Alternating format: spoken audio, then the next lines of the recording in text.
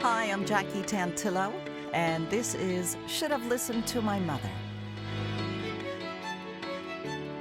I always like starting off my podcast with a big thank you to all of my listeners and supporters. And if you can, always share and like the podcast. It's a pleasure for me to be here and every week meet somebody new. And coming soon will be all my podcasts. They'll be available on my Should Have Listened to My Mother YouTube channel. So I'll get that link out to you guys as well. This week's guest describes himself as the grandfather of baby sign language and child development researcher who's interested in early learning strategies for young children. He's committed to teaching parents and young babies easy communication tools, and he's the author of several baby sign language books. Dr. Joseph Garcia is also very committed to being there for his family. Hi, Dr. Garcia, and welcome to my podcast. Well, hello, and it's an honor to be here with you. So, Joseph, where are you located now? Where are you speaking from? I'm here in the Pacific Northwest, about 15 miles south of Canada and 6 miles in from the water. Oh, my goodness. It must be absolutely beautiful. I'm going to have to come out and visit. So, sign language, teaching infants with 6 months and up how to communicate. It's very impressive. You're also a doctor, as a doctor of education? Yes. Well, I don't recommend teaching sign language. I recommend modeling sign language. You want the baby to discover the signs through their own resources. But, the general idea is to communicate through gestures before a baby can talk is a really valuable and wonderful experience.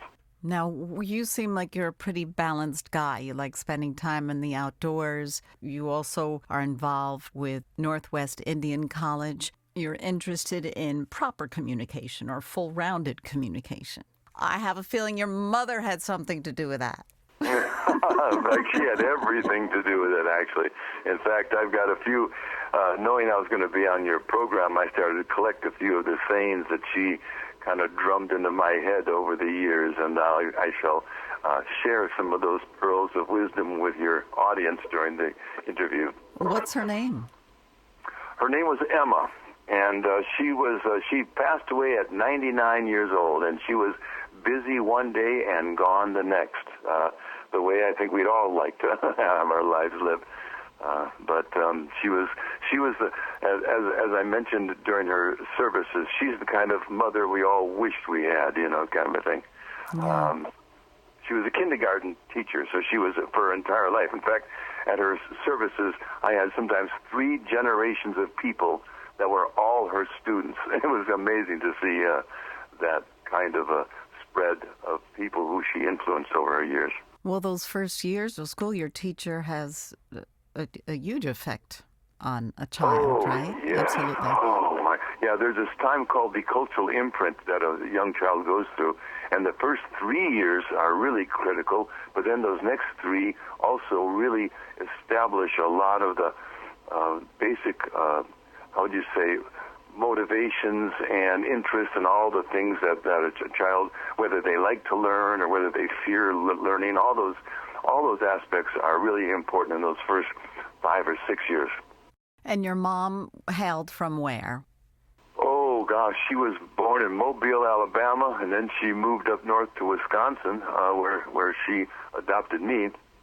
And her, she was part Native and part African American, so she got out of the South and went up north. I guess this is back a long time ago now. You're talking about the turn of the century. So, 1905, 1906 or so. So that was a pretty tough time, Especially to be down south. Oh, yeah. That's why she went up north. It wasn't that easy up north either, but it was still better than it was down south, I understand. And then she met your father, obviously, and they started a family. Yes. They a little late. They started a family a little late. They were in their 40s when they adopted me, and then they adopted my sister 5 years after that. I was told I was adopted off the Potawatomi reservation from also a mixed race mother who couldn't handle the responsibilities apparently, so she put me up for adoption, and I was very, very lucky enough to get the woman that I had for a wonderful mother to raise me and inspire me. Now, you mentioned in your email they chose the surname Garcia for maybe economic reasons. Yeah, my father was. A lot of people don't understand that within the communities back in those times, there wasn't the same, how would you say, hierarchy of mother, father, family kind of configuration that we saw in the early sitcoms in the 50s. But there was a lot of moving around, and people were a lot of single-parent moms running around with a lot of kids, and my dad was one of those, and he was mixed-raced also, because she had apparently some issue happened with her with a Caucasian man, and he came out light-skinned. And so back in those days, black people couldn't get work, so he took on the name Garcia to see if he could pass for something other than black so he could get work. And that was a thing that they did back in the 20s and 30s, I guess. So he did that, and that's where the name Garcia came from. Interesting. What was it about your mom that made her a great teacher? I never saw her get angry ever in my life. Not even at you? No. Well, shoot, you know what's worse than anger? A look of disappointment. Oh, tell me about it. You have to understand that when you look at your mama and she is proud of you, and then all of a sudden you do something where that look of disappointment, boy, that'll cut through you so fast. Anyway, she didn't have to get angry. I never heard her and my dad argue once in their life. They always would discuss things and disagree on things, but they would always do it in a very, conversational fashion, at least around us. Look, who knows what happened? We're gone. But anyway, but no, she just was really kind and gentle. And again, she would just repeat these little phrases from time to time to express to me that this is the way the world is. She used to tell me all the time, son, you're going to have to do twice as much to get half as far. Now, a lot of children hear that from especially people from my community, because it was tough during those times in the 50s. And, you have to do twice as, you have to get better grades, you have to do everything better, because it's going to be a struggle all the time. So I heard that 1,000 times. Oh, you have to do twice as much to get half as far. So go ahead and just deal with it. Do you think that you did work twice as hard? Well, no. I mean, I guess compared to me, it's all perspective. My friends tell me that I do twice as much in the morning than most people do all afternoon. But that's just my nature. I like to do things. One of the phrases that my mama used to say, moss does not grow on me. And I don't want any of it to grow on you either. So it was her way of saying, don't be a couch potato. Get up and do something. My dad made me learn 4 instruments: one string, percussion, wind, and a piano. So either you're practicing music, you're out doing chores, you're doing something all the time. There is no just sitting around usually, because there's always something to do. And I guess when you start seeing that pattern in your life, and your parents example that pattern, you just think of it as the way life is. It's not stressful or hard or anything. It's the way it is, So. Did you grow up in a rural area? No, urban, right across from the projects. I was. We didn't live in the projects. There was a street across from it, but I hung in the projects because that's where we lived. There's inner city parts. I was raised in Milwaukee. And it was definitely in the urban part of town. And then I lived in Inglewood out at L.A. for middle school, and first Watts, and then we moved to Inglewood, and then back to Milwaukee again, and then I cut out after that and went up to the Army and went over to Europe. And from there, I could never go back to a big city once I was out in the world. I had to come back and do something new. Did you move around for work for either of your parents, or just? No, I was able to stay in Wisconsin pretty much up until I was 18, until I went off to college I went to 2 years of college, first MIT, then Stout, University of Wisconsin Stout, and then Milwaukee Institute of Technology. They changed the name to MATC, I think, after that. So kind of a joke among all of us guys. Yeah, I went to MIT, but this is the wrong one. But anyway, no, I went to community college first, then I went to, because my grades weren't that good, I kind of fooled around in high school quite a bit. And then I went to University of Wisconsin, and from there I went off to the military, and before you knew it, I was back out of the Army. I was lucky enough to eventually be on the ski patrol in the Alps, and that turned me on to living out in the mountains and getting involved, like you said, with dog sled machine and mountain climbing and skiing, snowboarding, all that stuff.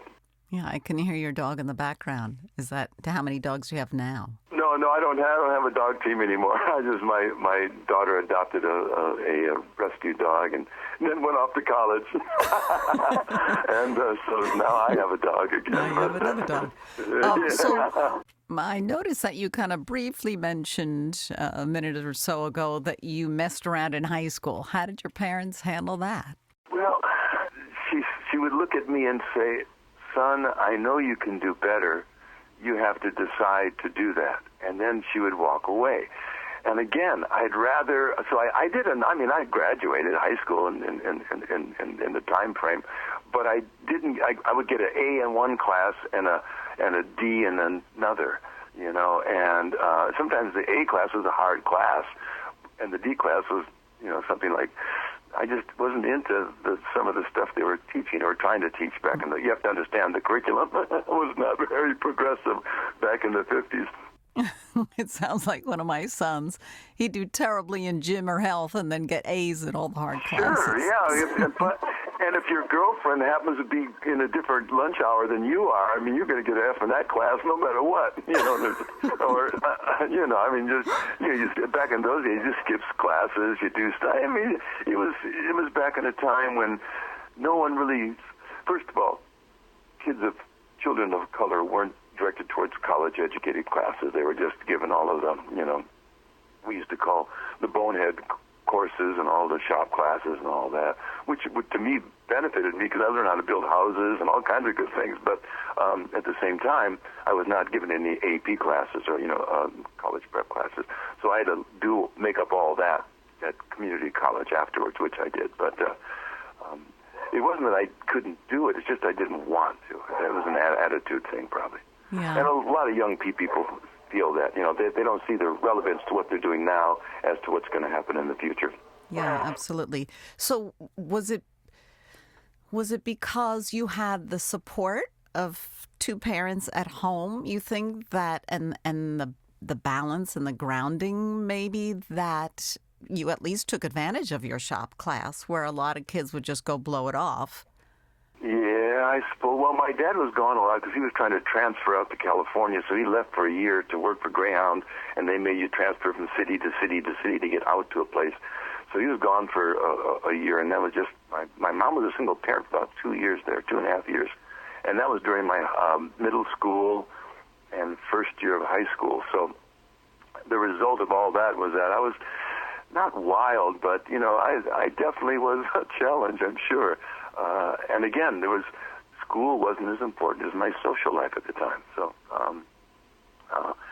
my grades suffered. But again, once I didn't want to get that disappointed thing, so I hung on enough to get by, but I didn't really assert myself at all.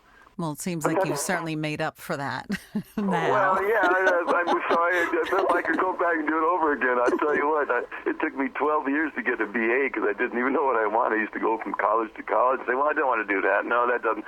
I started in psychology, and every 6 years some new philosophy would come by, and they'd trash the old stuff. I go, no, I don't want to learn something that becomes obsolete in a year or two. And I would look at engineering and things, but I didn't want to sit in an office and just design things. So, I just went through different things, and I thought, and the biggest thing is that I was exposed to young children who were disabled or other-abled, as I used to call them. They could sign, and they could understand, hear music much better than I could. So anyway, I was open to the idea of education and learning other culture things, and I did. I learned some sign language just out of curiosity. I had friends who were deaf, so I learned sign from them rather than going to a class, and was absorbed into the deaf culture and learned sign language sort of from native signers as if I was deaf. In fact, I even put earplugs in my ears one summer and just hung with all my deaf friends a lot and just became deaf and learned it that way, and that really helped me understand the importance of the cross-cultural. What is the correct terminology? Is it hearing impaired? Is it hearing disabled? Is it deaf? What's the correct terminology?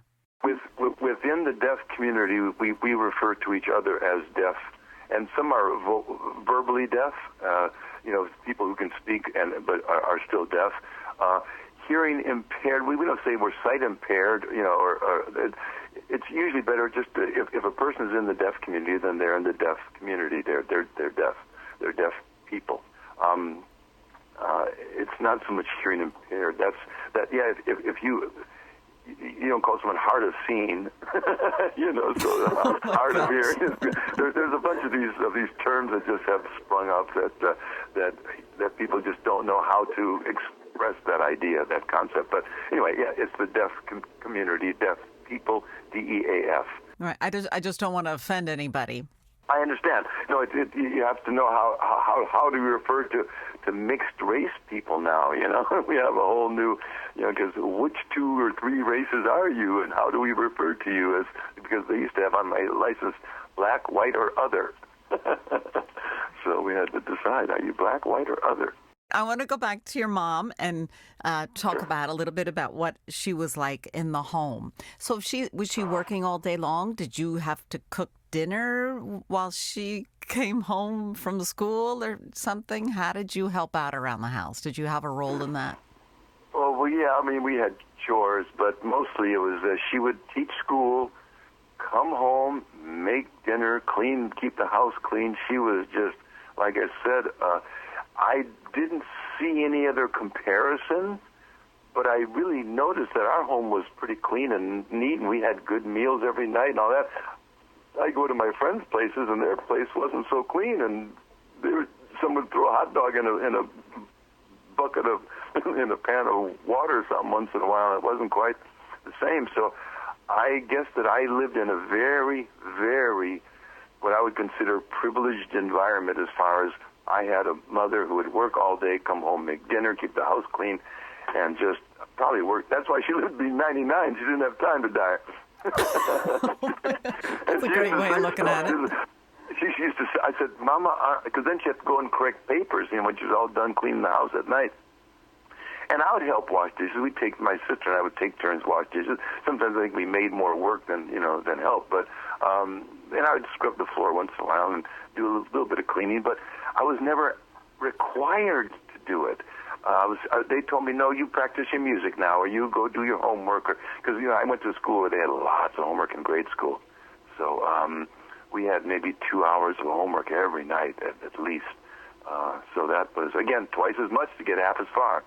So, and she used to say to me all the time, she says, well, son, I'm too old to be polite. I'm going to tell you the truth. And I remember she would say that a lot to me. So I'm going to start using that because I'm getting a little older now, so I can start saying that to my people at work. I'm sorry, I'm too old to be polite. I'm going to tell you the truth. No more beating around the bush. Save the time. That's right. Time is too short. Like Mama used to say, she said, well, I'll rest when I die. That's what she told her. Emma, you should take a vacation. Oh, no, I'll take a rest when I die.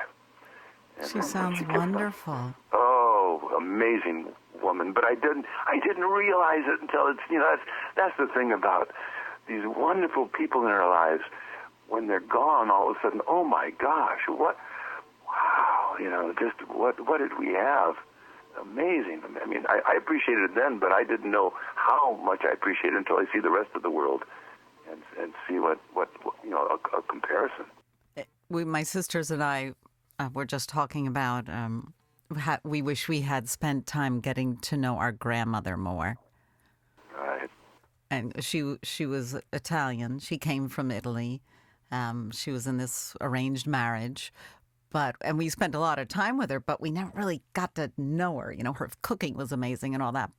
So, yeah, I think a lot of people have those regrets. But you know what? I think we'll have an opportunity to meet up with them again.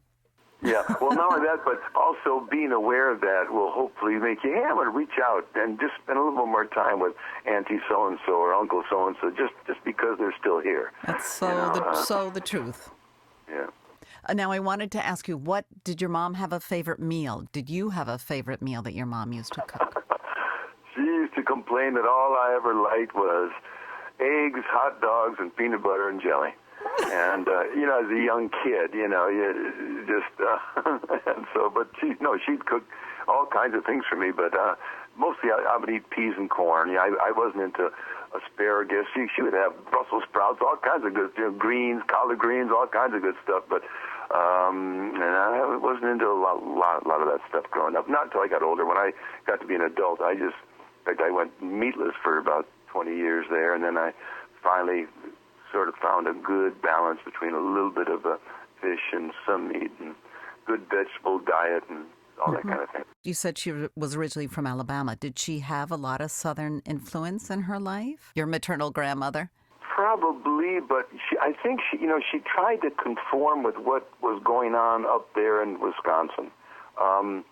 We had a lot of meat and potatoes, and just, like I said, whenever we went down to visit people in Okmulgee, Oklahoma, and other Tulsa and Chandler, other places where she had some people, and we go to East St. Louis, she had some people there, and then we go out to California.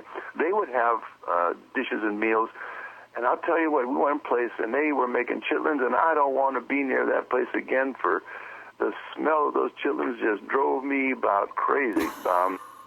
Because I just wasn't used to it. I didn't grow up around it. Chitlins and a hosta bagoo is what they and all these meals that they ate when we were visiting my mother's people, and I remember the smells were not what I was used to up in Wisconsin. Did you ever get to know your mom's mom, Emma's mother? Oh yeah, no. She was she outlived everybody, so we only had a short glimpse at her people before they're all dying off, because she was already in her 40s, and before I was aware of things, that she was already in her 50s. By that time, most of her people were gone, so we didn't have much of that. How old was she when she retired from teaching? Oh my gosh, she was in her 80s when she retired. She was wow. Oh yeah, she's taught at private schools down in Los Angeles, or in Claremont, California, right near the Claremont College. There was a small private school that they Is that the Seven Sisters School? That's beautiful. I don't know, but it was a private. I don't remember the name now. It's been a while, but she taught. In fact, like I said, just when I went to her services, I pictured a 99-year-old woman would have 6 other elderly people sitting in a row, and they had a church choir there singing for her, and this place had at least 450, 500 people in it, standing along the walls. The place was full. And I said, who are these people? These are all people she had influenced throughout her life that flew in from all over the country to pay homage to her. And I couldn't believe it. To Emma. Yay. How wonderful. Yep. And in fact, because of that, I adopted a little girl, too. And she's now off to college in her second year. And she left the dog with you. Exactly. She adopted a dog and left it. But you know what? This is something that my mom used to say. She says, son, don't pick something up before you have a place to put it down. And that's not just stuff. That's people. That's things in your life. That's everything. Don't pick something up till you have a place to put it down. And do you remember a particular instance when she used that? Oh, well, just in general, if you pick something big up and you go walk and you go find a place to put it down, you have to walk around looking for a place to set it down, of course. But relationships too, if you have an insincere relationship based on let's say, falsehoods or something, there's no place to put that away. It's going to be floating, so you don't want to pick that up if you're not going to put it down somewhere. Oh, you should write a book about her with her sayings. Oh, yeah, well, there's a stack of them here. One of them I used to love is that, you always have to do something before you can do something else. And there's always something. And it's true. I go to do something that says, wait, I can't do that until I do this first. And there's always something, there's always something to do, and there's always something you got to do before you can do something else. So it's funny. Wow, she's great. Oh, yeah. My guest is Dr. Joseph Garcia, and I want to spend a couple of minutes sharing the wonderful work that you've done. And it's a lot about influencing little ones with sign language and helping them communicate and express themselves and get their pain or emotion or their desire across to these adults who are supposed to be so smart. Yeah, I'll tell you what, in a nutshell, the difference when a child that young can actually use their internal resources to affect their environment makes the difference during that important culturally imprinting time in their life, that they can kind of control or navigate through life with their own internal resources rather than riding the roller coaster of life where they don't know what's happening next or what's going on or they have no control or anything.